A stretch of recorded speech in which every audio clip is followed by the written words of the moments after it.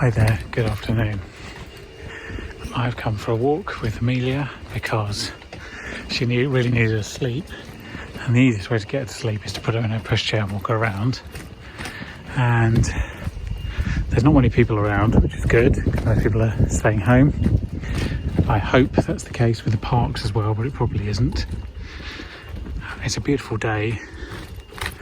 It's going to be even nicer tomorrow, and it's a sure sign that spring is properly here, and it's lovely. Even if you can only get out once a day, it's still nice that you can get out and the weather's half decent. It's probably not great for the spread of this disease, but it is good for your mental health. Welcome to another episode of Toby Stupid Vlog. It's a family balcony picnic. Amelia, what are you up to? Not a lot. In amongst the menagerie. It's the warmest day of the year so far, but this week's going to be very hot. So I'm having an egg and bacon sandwich. It's amazing, isn't it? Not as good as a unicorn, clearly.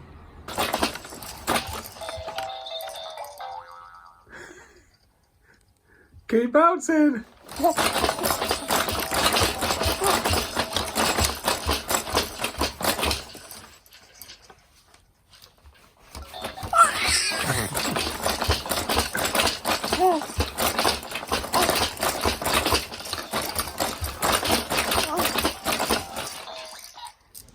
Hi, happy Monday. This is my favourite cherry tree.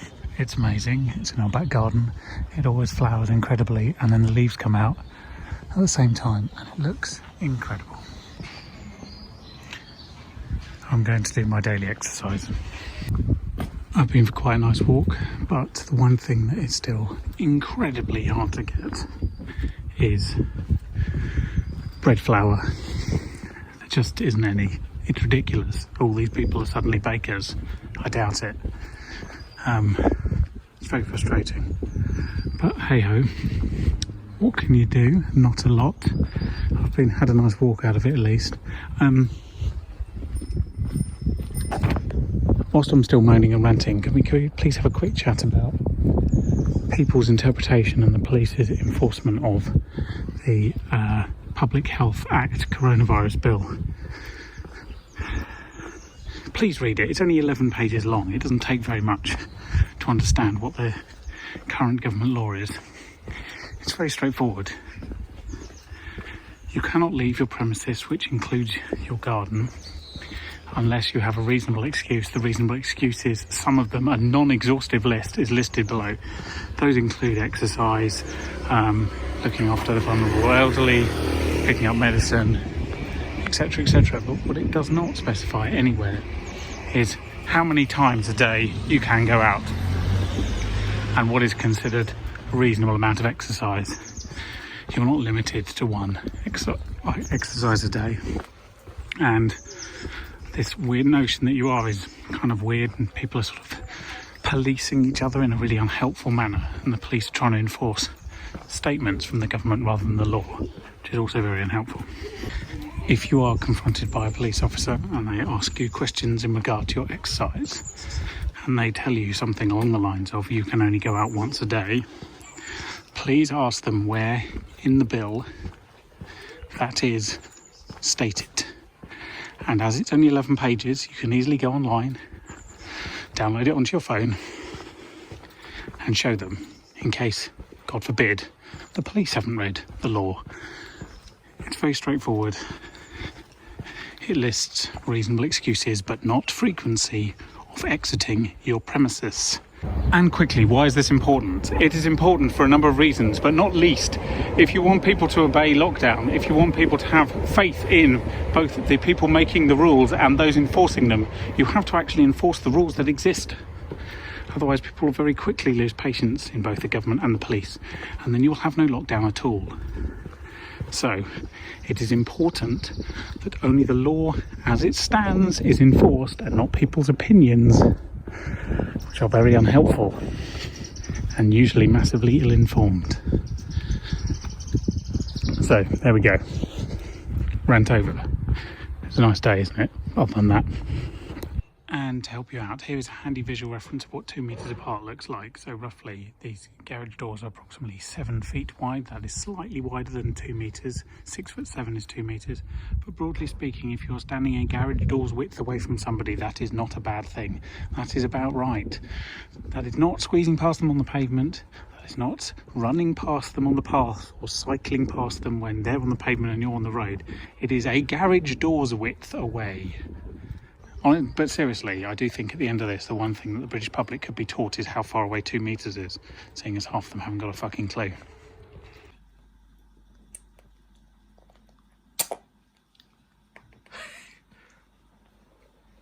Tell everyone how many broccolis you've had now. Are you on your second pot? Yeah? You've got to push it all down with your thumb. Here's some more.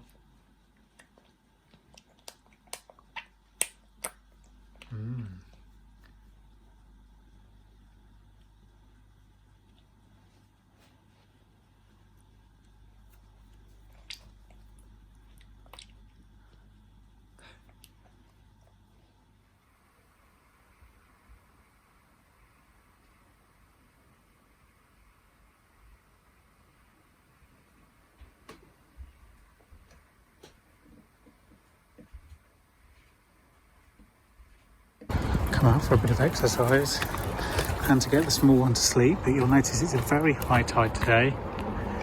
The tide is all the way up here, so we're not going to be able to get round there, so we'll have to go this way.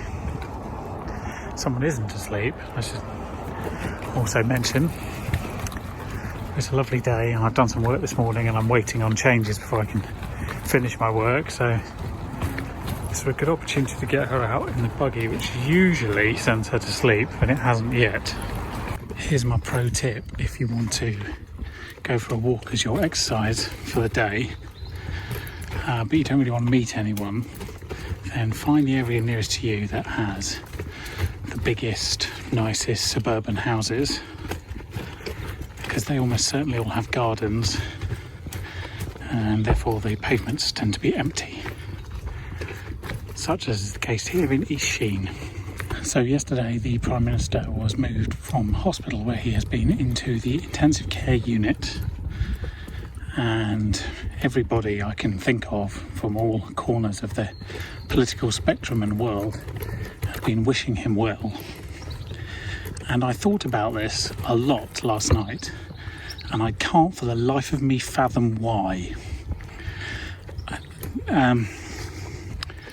Let me elaborate on that a bit. So there's a simple answer to why, and it's to make yourself look good.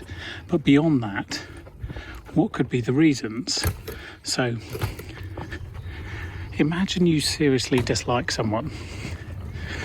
They're a horrible narcissist and a liar. They'd rather do things for their own benefit than for anybody else.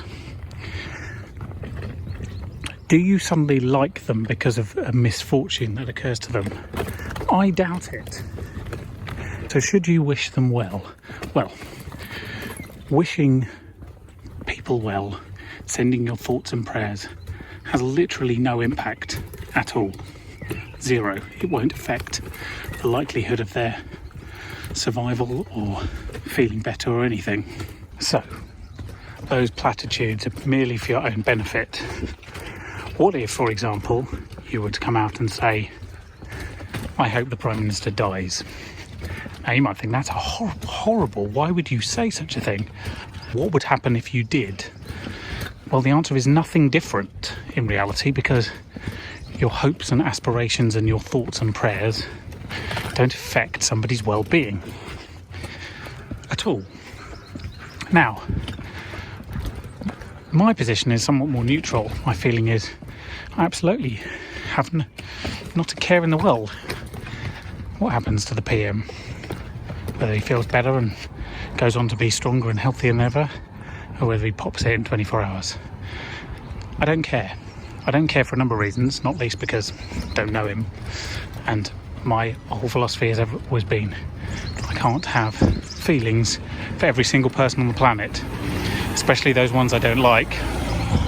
I only have so much emotional energy to go around, But also, I don't get any satisfaction from wishing someone well, especially if in reality I'm not doing it for their benefit. So I guess the next argument would be it's morally the right thing to do.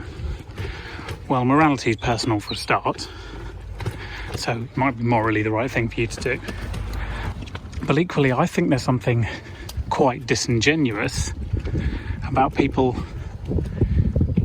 who really dislike someone, in some cases really hate someone, saying, oh, you know, we might disagree, but, you know, I wouldn't want this on them. I'm afraid I don't necessarily believe you. Now, in some cases, you don't disagree enough, so that might be true. But in reality, you're probably, in a similar situation to me, ambivalent, actually, as to what happens. So I think a more honest thing to say would be, it is terrible for the Prime Minister and his family that he is going through this. The end. Your personal feelings on the matter aside. Unless, of course, you happen to be a close friend, in which case I can understand why you're emotionally invested. So, in summary, I don't care about what happens to a person I don't know and dislike. One way or the other, I don't have feelings on the matter. If you believe that it's morally right to say something, maybe it'd be more morally right to do something. If you care that much, do something. Platitudes, thoughts and prayers carry no weight. If you don't believe me and you think that actually I carry some sort of ill will and that, you know, I hate all Tories or whatever, I mean, that's just categorically not true. I don't hate people because of their membership of a political party. I am quite open about the fact that I dislike the Prime Minister, but again, I just don't care what happens to him. And I'm not going to pretend that I do in order to make myself feel better or pretend to be somebody that I'm not.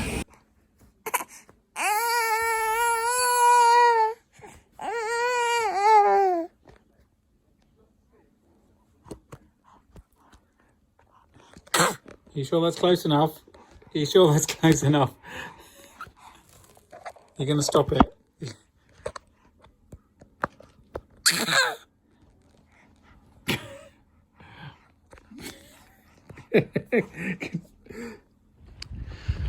Hello, happy, I'm going to say Wednesday.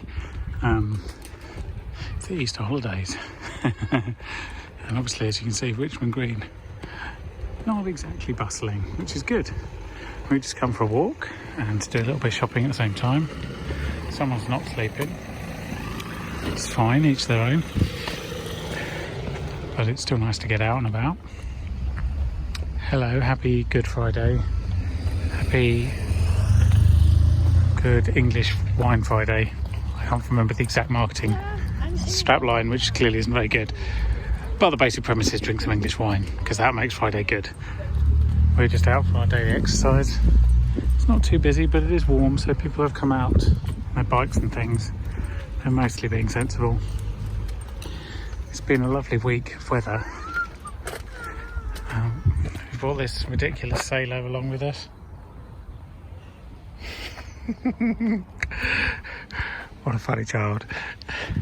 And we're just marvelling at the blossoms and the flowers that are out.